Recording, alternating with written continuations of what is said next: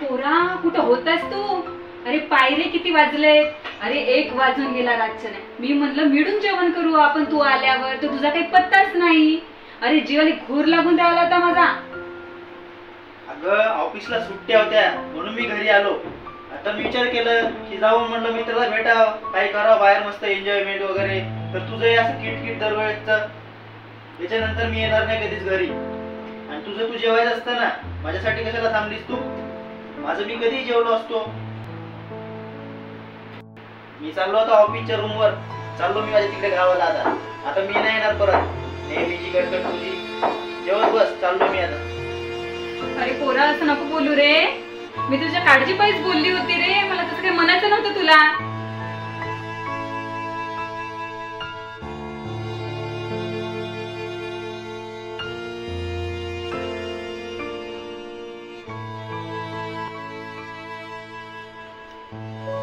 अगं आई, मी बिझी असतो. रोज फोन करतेस, नंतर फोन कर, मी खूप बिझी आहे.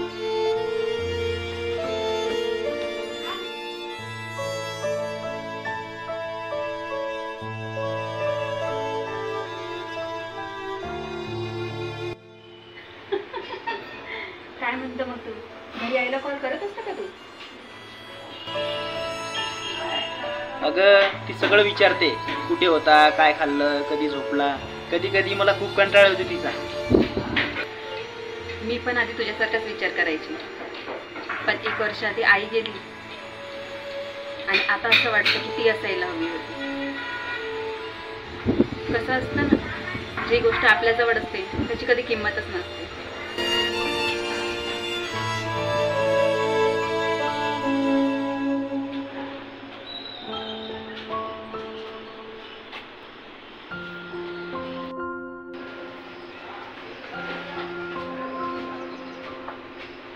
आई तू? हो रे पोरा, एकदा तुला येऊन भेटावं म्हणून आले.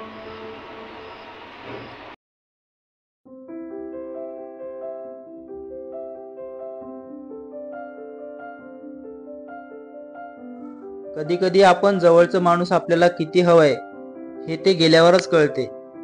पण काही नशीबवान असतात जे वेळेत हे समजून घेतात.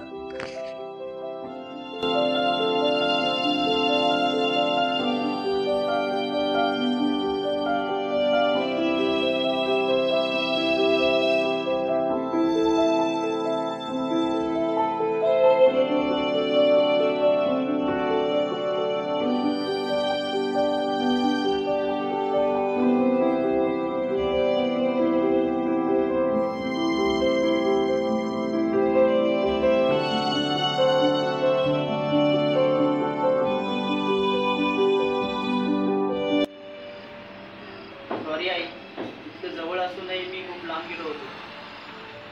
अरे बाळा, तू माझ्या कधी लांब गेलासच नव्हता. अरे तूच तर माझं जग आहेस.